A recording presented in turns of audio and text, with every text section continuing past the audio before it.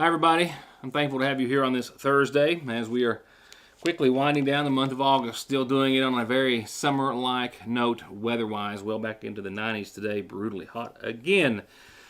The last day of the 90s, not by much tomorrow, but I actually have daytime highs adjusted for the latter part of your 7-day down into the upper 70s, so some big changes coming our way. You know, now more than ever, with a few positions open here, we've had an office manager position open for a while.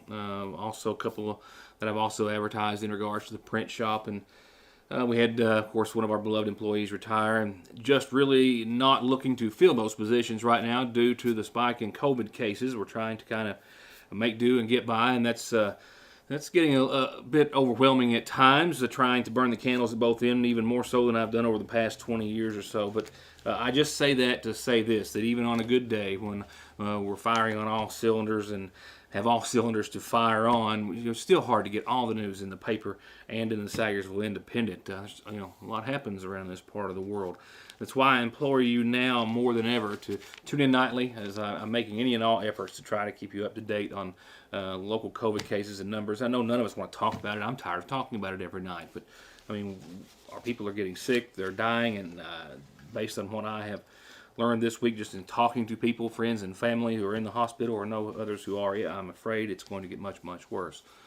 I say that to say this. Make sure you get today's edition of the Sagersville Independent, not trying to sell you on picking up a paper just for the sake of, but another report today where my editor, Heather Oney, sat down with a local pediatrician and her co-workers, and they're seeing, they know, and they're pleading with everyone to try to help curb or slow down what is happening, as McGoffin County is still as bad as it gets as far as case count is concerned and our sick. So please pick up today's edition of the Sagersville Independent, give it a read, give that front page story a few thoughts. We beg of you, as our local health care providers are as well. While you're there, just to say, our Throwback Thursday page, taking a look at Founders Day back in 1986, of course, is going to maybe put you in a better mood, and that's, of course, very important as well. So all sorts of very important reasons to pick up today's paper. A lot to read and a lot of information. On tonight's program, however, the same goes for that. We will hear why McGoffin County schools have decided that they just can't go back to session right now after only getting 4 days into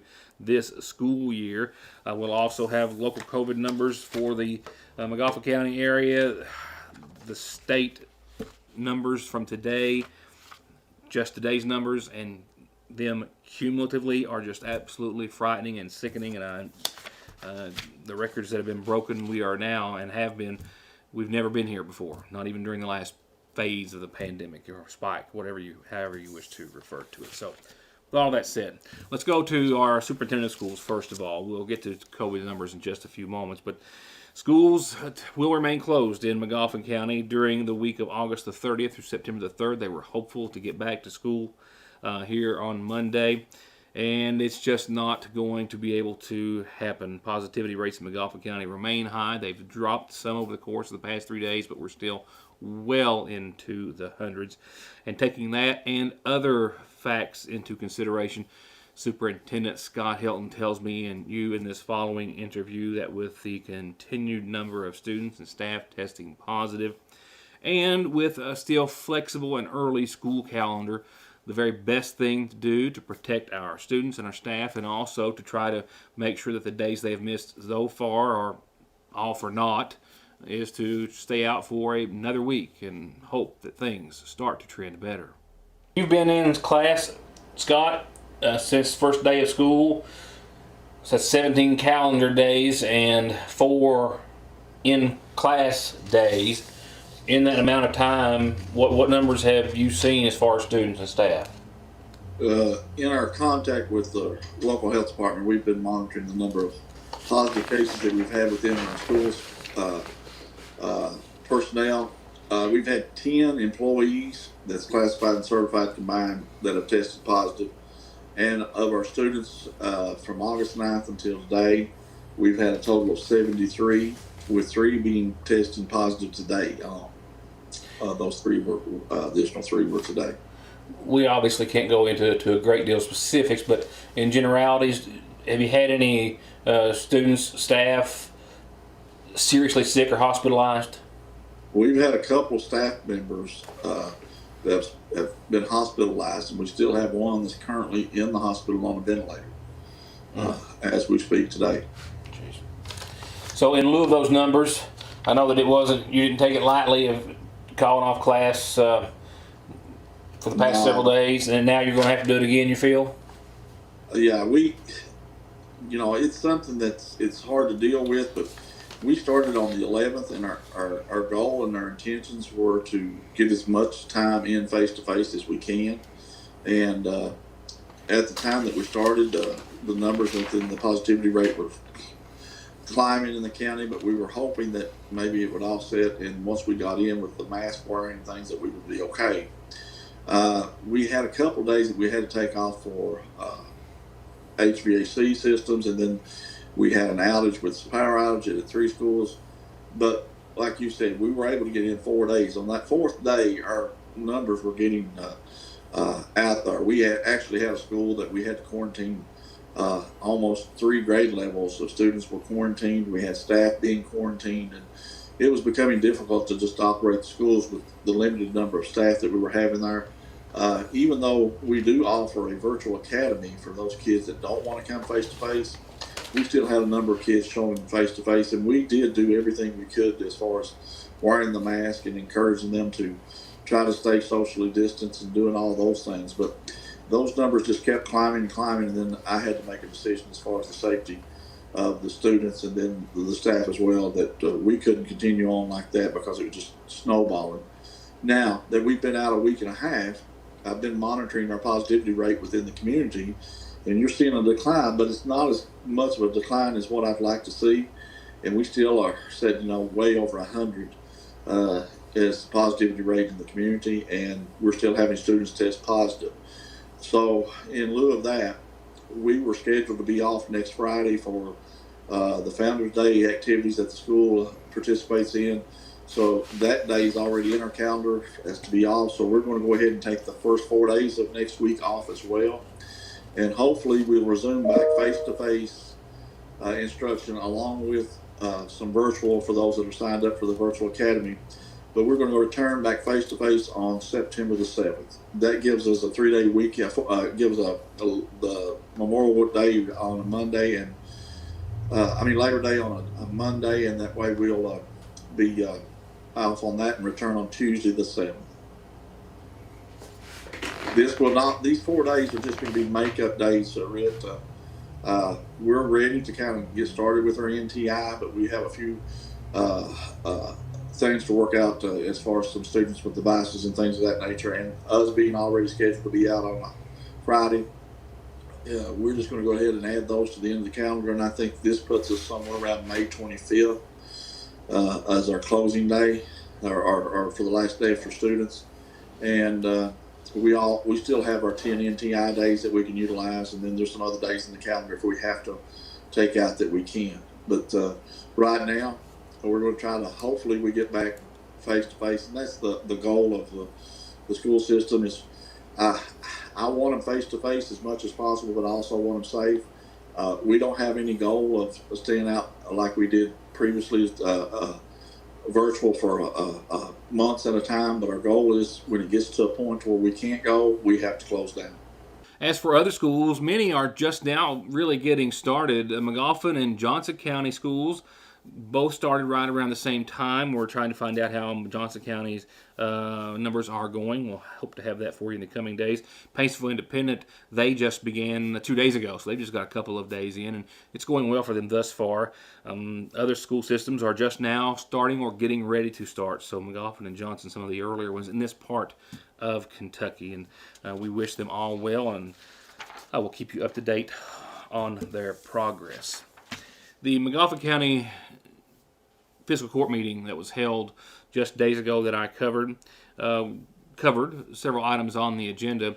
McGoffin County Judge Executive Matt Wireman making remarks, as he is constantly, continually, monthly, keeping the public and we up to date on the ambulance situation, which he's been very vocal about, an ongoing situation with lifeguard that he says has not improved now at all.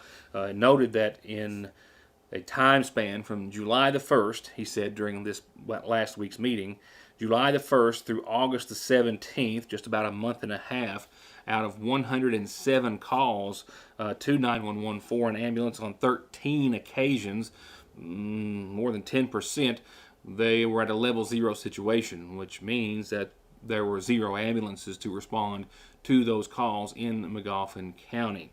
And that, as the judge noted during the meeting, was just during that time frame of July the 1st through August the 17th. There was a representative from Lifeguard in that meeting. He didn't address the court, but that was just some information that the judge wanted known during that meeting. Monitoring 911 earlier today myself, there was a call for an ambulance here in Sagersville today for a 58-year-old female who had been assaulted and injured and was pregnant, I do believe.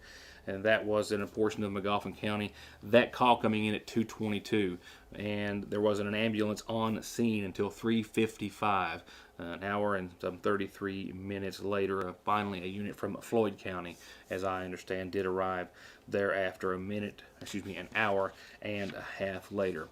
We've been talking with the judge executive, and we are in the process of reaching out to Lifeguard as well to continue to follow up on those level 0 situations. It's a report that you can look for in the coming days. I'll be right back after these messages. Summer is here, and the 12 mini deal just got even hotter. The iPhone 12 mini is now $1 penny with a 2-year contract. Visit an Appalachian Wireless retail location or go to AppalachianWireless.com to view this amazing deal. We are you. We are Appalachian Wireless.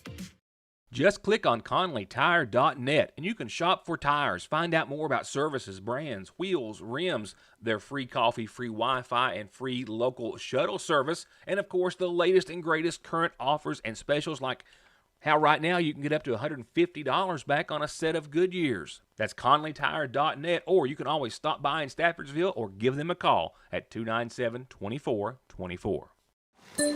Summer is here, and the deal on the iPhone 12 mini just got even hotter at Appalachian Wireless. The iPhone 12 mini comes with massive features and is the perfect pocket size. Best of all, Appalachian Wireless is offering the iPhone 12 mini for just $1 penny with a 2-year contract. Good things do come in small packages, and it's the iPhone 12 mini on the region's best network. But don't wait. This deal won't last long. We are you. We are Appalachian Wireless.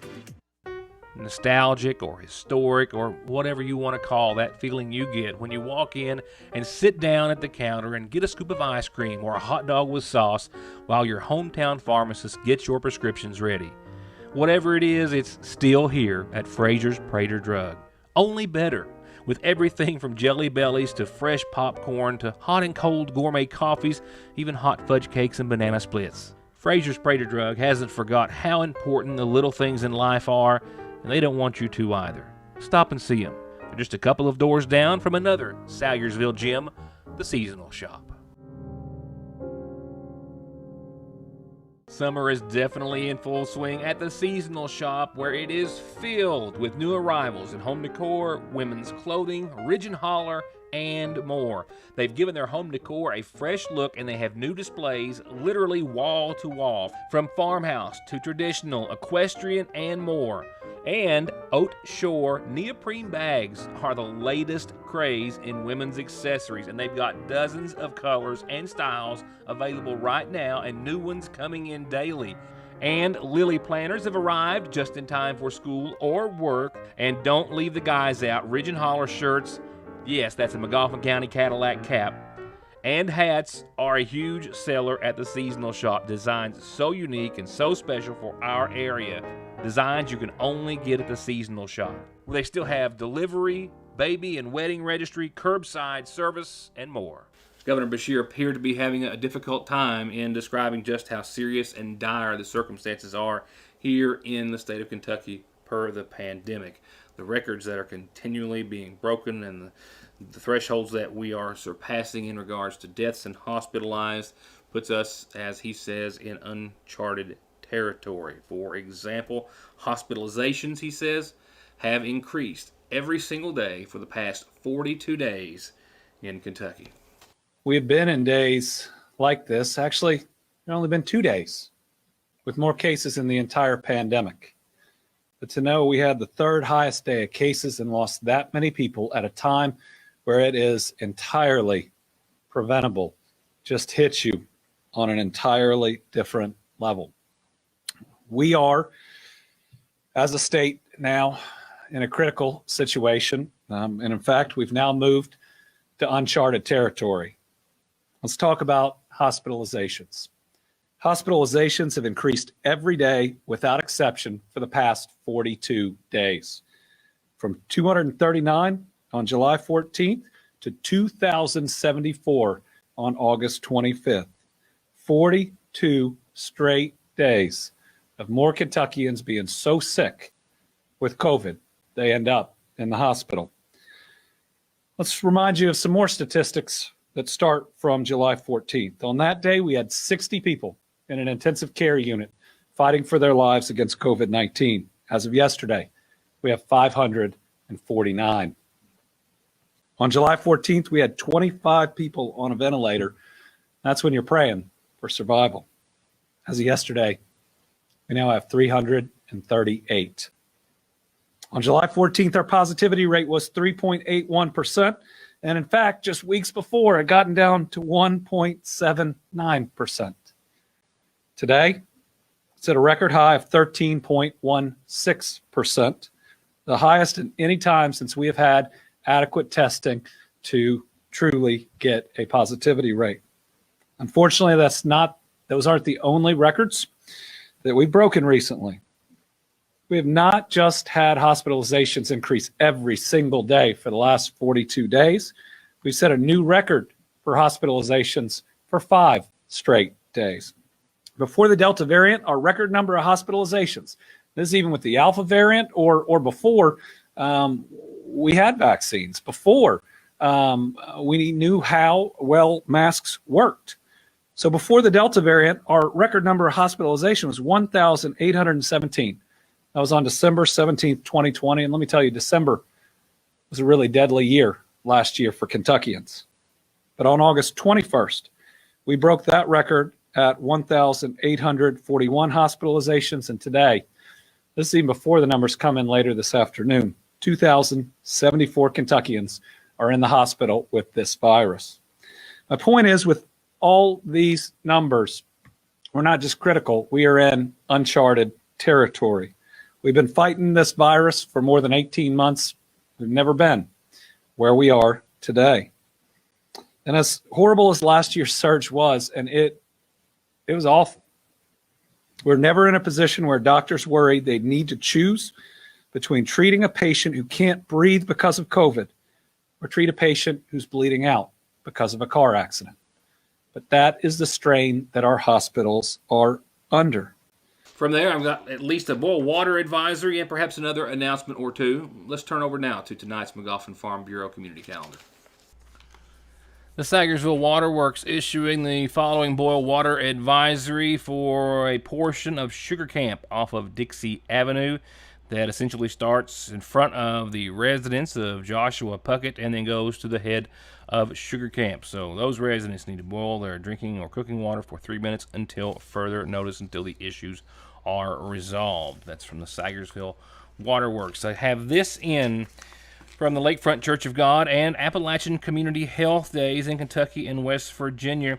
They're going to have a health event at the Lakefront Church of God Wednesday, September the 8th, with free health screenings, free COVID vaccines, and education, and to make it fun, giveaways and some door prizes as well. Wednesday, September the 8th, 8 in the morning till 10:30 that morning, so just a couple of hours or so, and I will remind you as it gets closer. Go ahead and mark it on your calendar now, the Lakefront Church of God. And speaking of calendars, that's a pretty good segue. When you want to use mine, it's always here for you, and for birthdays and anniversaries as well. And again, always brought to you by your local Farm Bureau agent, Doug Green. As our funeral services are announced nightly with the sponsorship of the friends and family at the McGoffin County Funeral Home, with a reminder that services are to be held tomorrow at 1 for Mary Sue Russell, 81 of Coon Creek, who passed away Monday, the wife of Glenn Russell, who survives Again, services starting at 1 tomorrow. Visitation is tonight, 6 till 9, at the Magoffin County Funeral Home. Another reminder of services to be held tomorrow at 3 for Lonnie Trusty Allen of Sagersville, who passed away at the age of 76. She's survived by her husband Rex and sons Rex Jr. and Jesse and Steve and Edward Allen, daughter Jennifer Allen, and brothers Blaine Trusty and Otis Trusty, and sisters Sarah Bailey and Evelyn Trusty, and a host of grandkids and great-grandchildren. Services tomorrow beginning at 3 at the Magoffin County Funeral Home. Visitation till 9 this evening. Harry Jack Powers, 87 of New Paintsville Road, passed away on Tuesday at his home, survived by his wife Opal Fay, his wife of over 63 years, as well as a host of family and friends. Funeral services in his honor start Saturday at 1 from the Magoffin County Funeral Home. Burial will follow at the Highlands Memorial Park. Also, James Lee Dockery, 62 of Johnson Fork, passed away Monday of this week, survived by his companion of 22 years, Lisa Gibson Koch, as well as sons Daniel and Zachary, and sisters Debbie Poole, Tammy Dockery, Sheila Dockery, and Kelly Boone, and 4 grandkids. Services start Saturday at 3 from the Magoffin County Funeral Home. Visitation will start that day at noon. And just in, I understand that 77-year-old Phyllis Dora Cole of Southeast Licking River Road here in Sagersville passed away on yesterday's date at the ARH Hospital in Prestonsburg. Arrangements still being made at this time by the Magoffin County Funeral Home. COVID might have stopped the music again, but don't let it stop the services and support our local organizations provide the community by supporting them. Go to bgcf.givingfuel.com/Community Day right now or before September the 9th and donate to get them the $35,000 in matching funds. And be sure and look for all the raffles and fundraisers that are going on right now by all the groups: Magoffin County Senior Citizens, Magoffin County Christians Care, Sagersville Kiwanis, Miss Magoffin Scholarship Organization, the District 3 Volunteer Fire Department, North Magoffin, Middle Fork, Sayersville, and Bloomington Fire Departments, the Magoffin County Rescue Squad, our DAV, South Magoffin Community Activists, South Magoffin Fire Department, Magoffin County Youth Baseball and Softball, Kentucky Mission Bible Training Center, and the Magoffin County Rainbow Girls. And be sure to see any of those groups or the Sayersville National Bank and buy that $10 ticket that will win someone this car. Please, let's all support these groups who have always supported us. bgcf.givingfuel.com/Community Day to donate. Stop in JJ's Burgers and Beer for the weekend specials like 10 boneless buffalo wings and an 18-inch pizza, any toppings, for $14.99. Stop by any day of the week and get any 16-inch pizza for $9.99 and any 18-inch pizza for only $11.99. They've got a different sandwich or soup special every day of the week, big gourmet class hamburger combos, and your favorite domestic beer, $2.49 a bottle or $7.99 by the bucket. JJ's Burgers and Beer at Speedy's in Sagersville. Parkway Pharmacy, as always, promises the quickest service with the very best care and prices, and to always have someone there to talk to when you have a question. With 3 pharmacists, curbside, drive-through, and call-ahead service. Parkway Pharmacy in Sagersville, 349-4400. Where you can always talk to a pharmacist when you need one. Welcome to East Kentucky's premier vape and CBD shop, offering all natural tobacco alternatives and everything vape and smoke shop related. Everything you're looking for and everything you're not. Best quality, best prices, best service. Come to Appalachian Smoke Shop for all your tobacco alternatives and accessories, as well as products like CBD, kratom, and legal THC that people are telling us they're using to treat pain, anxiety, depression, difficulty sleeping, and lack of energy, as well as just for overall wellness. Make it your one stop, Appalachian Smoke Shop.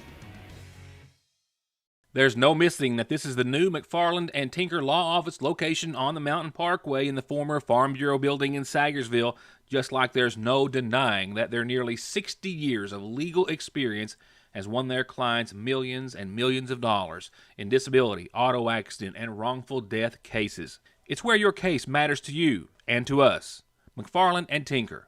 Also Griffey approved.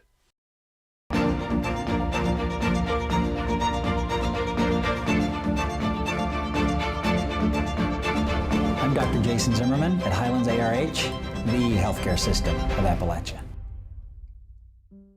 Call the pros.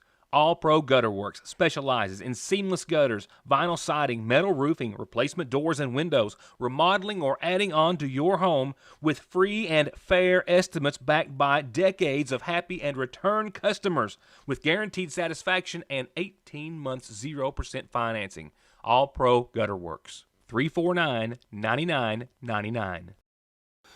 COVID numbers locally as we take a look at the McGoffin County Health Department's data for today. Another day in the 20s for this week. I spoke with, as I do daily and sometimes several times daily, per the pandemic, our public health director, Mayor Pete Shepard, just a few moments ago, and another day of the 20s. We've been in the 20s since Tuesday, and then Wednesday and Thursday. We actually started off Monday with 13, 23 on Tuesday, 22 on Wednesday, and a total of 24 as of this hour on today's date. The number of those hospitalized and on the ventilator have also increased today. We have at least 12 people in McGoffin County hospitalized, 2 of them on a ventilator, and as you heard our superintendent of schools say earlier in that interview, that one of those is a school district employee who is also in very serious and critical condition. Of those 24 cases today, a smaller number, down to 3 of those involving children. We've been running close to half in that regards, but today it's 3 out of 24. Breakthrough cases, fully vaccinated, account for 5 of those 24 cases. I also want to make note that with his permission, I can tell you that our McGoffin County Rescue Squad Captain Carter Conley has been in the hospital now for several days this week. He was actually vaccinated on the same day that I was when the vaccines first were distributed here in McGoffin County months and months ago. Was diagnosed with the coronavirus several days ago, developed COVID pneumonia, and then drove himself to the emergency room on last Sunday night. The following morning, his wife Vivian was taken by ambulance. They both share the same room. I spoke with Carter yesterday, and his situation was serious, as was Vivian's. Just want to let everyone know, and with his permission, I will keep you up to date on his situation as well. And as well, if anyone else would like to share they or their family's experience, whether it be being hospitalized or otherwise, on the program or in the Sagersville Independent, please contact me and we can arrange that. I want to make note that I had an afternoon meeting, a late afternoon meeting, so I didn't have, before producing the show, today's incident rate map and some other numbers available. So when we wrap up this week, we'll go over those and the latest information on COVID and some other important stories on tomorrow's program. So be sure to be here for that. For now, let's take a look before I skedaddle and try to find some more AC.